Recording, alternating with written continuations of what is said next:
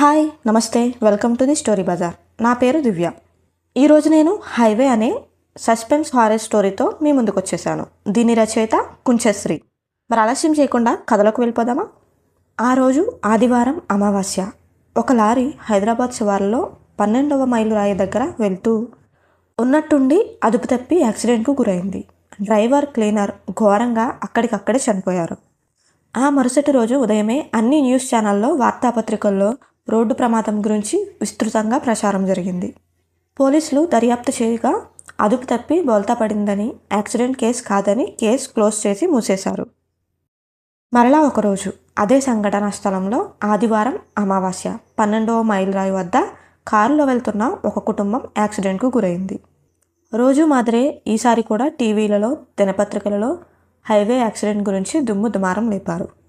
పోలీసులు సంఘటనా స్థలానికి పరిశీలించి ఏ వెహికల్ వచ్చి కారును ఢీకొట్టలేదు, ఈ కారు కూడా అదుపు తప్పి పడిపోయింది అని స్టేట్మెంట్ ఇచ్చి ప్రెస్ మీట్ పెట్టి చెప్పారు. ఈ అమావాస్య ఆదివారం రోజు హైదరాబాద్ డీజీపీ కుటుంబం పెళ్లి ఉండటంతో బయలుదేరి 12వ మైలు రాయి దగ్గరకు రాగానే ముసలావిడ కారుకు అడ్డంగా వణుకుతూ దండం పెడుతూ అందరికీ కనిపిస్తూ మా ఆయన్ని కాపాడండి అంటూ రోడ్డుపైకి వచ్చిన ముసలి ఆవిడను చూసిన డీజీపీ కుటుంబం మొత్తం అందరూ అరిచారు. డ్రైవర్ కంగారులో బ్రేక్ తొక్కబోయి యాక్సిలేటర్ తొక్కడంతో ఒక్కసారిగా కారు స్పీడ్ అందుకొని డివైడర్కు గుద్దుకుంది. సమాచారం అందుకున్న అంబులెన్స్ వారు వచ్చి చూడగా అందరూ చనిపోయారు. క్రేన్ సహాయంతో రోడ్ క్లియర్ చేస్తుండగా కారు కింద 10 సంవత్సరాల పాప ఉంది. ఏసీపీ నాడి పట్టుకుని చూసి పాప నాడి ఆడుతుండటంతో తన కారులో హాస్పిటల్కు తీసుకెళ్లాడు. ఈసారి జరిగింది ఓ డీజీపీ వెహికల్ యాక్సిడెంట్ కనుక గట్టిగా ట్రై చేశారు, కానీ ఏ క్లూ దొరకలేదు. పోలీసులందరూ సమావేశమయ్యారు.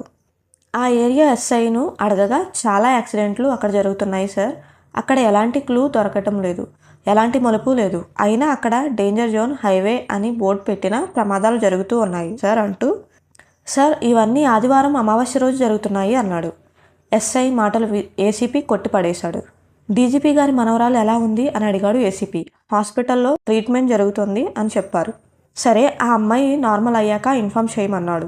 సరే సార్ అన్నాడు ఎస్ఐ. నిజానికి ఆ యాక్సిడెంట్ కావడానికి కారణం ఒక పండు ముసలావిడ రోడ్డుపైకి వచ్చి అయ్యా బాబు మమ్మల్ని కాపాడండి కాపాడండి అంటూ రావడంతో వేగంగా వచ్చిన లారీ డ్రైవర్ పక్కకు తిప్పడంతో పక్కనే ఉన్న కరెంట్ పోల్కు గుద్ది చనిపోయాడు. ఆ కారులో ఉన్న కుటుంబం చావడానికి కారణం ఒక ముసలాయన రోడ్డుపైకి వచ్చి కారును అడ్డంగా బాబు బాబు రక్షించండి, మా ఆవిడకు బాగా దెబ్బలు తగిలాయని వచ్చాడు. ఆ కార్ డ్రైవర్ ఎక్కడ గుద్దేశానో అని ఆ స్పీడ్లో స్టీరింగ్ పక్కకు తిప్పగా కారు రోడ్డుపై పల్టీ కొట్టి ఈడ్చుకుంటూ పోయింది. ఆ డీజీపీ కుటుంబానికి కూడా అదేవిధంగా యాక్సిడెంట్ జరిగింది. హైవే 12వ మైలు రాయి దారి ప్రమాదాలు జరిగే రోడ్డని, అక్కడ ఏదో జరుగుతుందని ఆ నోటా ఈ నోటా పడి అటువైపు వెళ్ళాలంటే భయపడేవాళ్ళు. ఓ 6 స్నేహితులు, 4 అబ్బాయిలు, 2 అమ్మాయిలు అందరూ ఎప్పుడూ వీకెండ్కు లాంగ్ ట్రిప్లకు వెళ్తుంటారు. ఈసారి ఎక్కడికి వెళ్ళాలా అని ప్లాన్ చేస్తూ ఉండగా హైదరాబాద్ నుండి విజయవాడ వెళ్ళాలని నిర్ణయించుకున్నారు. హాస్పిటల్లో ఉన్న డీజీపీ మనవరాలు సంధ్యకు 4 రోజులకు కోమా నుండి మెలకు వచ్చింది. ఏసీపీకి ఫోన్ చేసి చెప్పడంతో మీరు హాస్పిటల్కు వచ్చేయండి అని, నేను ఇటు నుంచి ఇటే హాస్పిటల్కి వస్తానని ఫోన్ కట్ చేసి హాస్పిటల్కు చేరుకున్నారు. ఇంతకీ ఆ పండు ముసలావిడ మరియు ఆ ముసలాయన ఎవరంటే, ఆ పండు ముసలావిడ పేరు నందిని, వయసు 22. ఆ ముసలాయన పేరు ప్రభాకర్, వయసు 25. ఇద్దరూ హైదరాబాద్లోని ఒకే కాలేజ్లో చదువుతుండేవారు. ఒకరికొకరు పరిచయం లేదు. కాలేజ్ తరపున కల్చరల్ ప్రోగ్రామ్ కాంపిటీషన్ కోసం నందినిని, ప్రభాకర్ను డాన్సర్స్గా మరియు ఇంకా కొంతమంది సింగర్స్ను సెలెక్ట్ చేశారు. అప్పుడు ఒకరికొకరు దగ్గరయ్యారు. డ్యాన్స్ ప్రాక్టీస్ బాగా చేశారు. ఇద్దరికీ డ్యాన్స్లో కెమిస్ట్రీ బాగా కుదిరిందని డ్యాన్స్ చూసిన ప్రిన్సిపల్ అభినందించారు.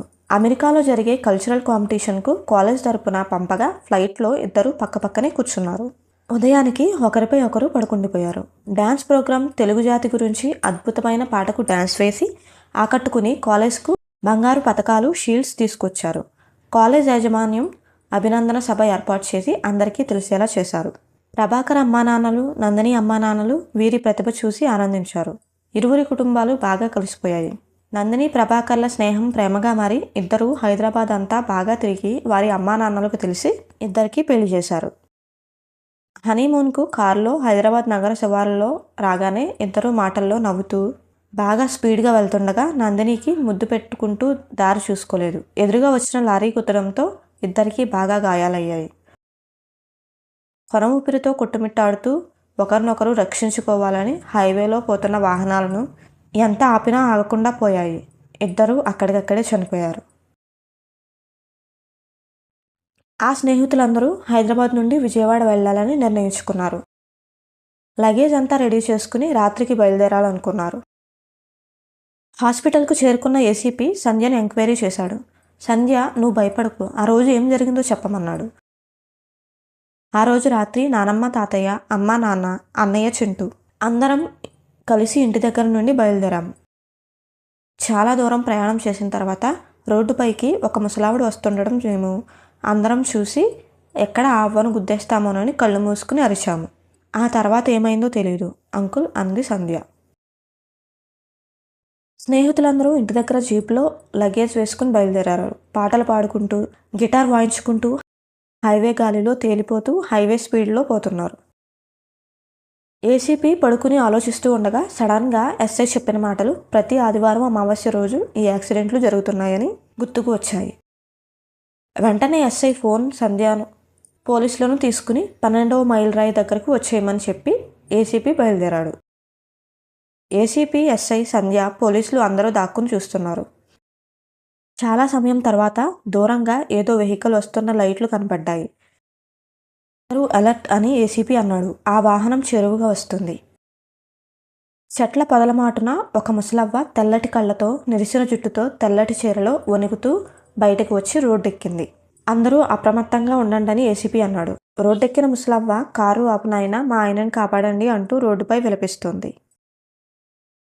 వేగంగా వస్తున్న జీప్కి ఆ ముసలవ్వ అడ్డు రావడంతో అమ్మాయిలు గట్టిగా కేకలు పెట్టడంతో ఆనంద్ వెంటనే బ్రేక్ కొట్టాడు. జీప్ ఆ అవ్వ దగ్గరకు వెళ్ళి ఆగిపోయింది. అవ్వ, ఎవరు నువ్వు, ఏంటి ఇలా దారికి అడ్డొచ్చావు అన్నాడు ఆనంద్.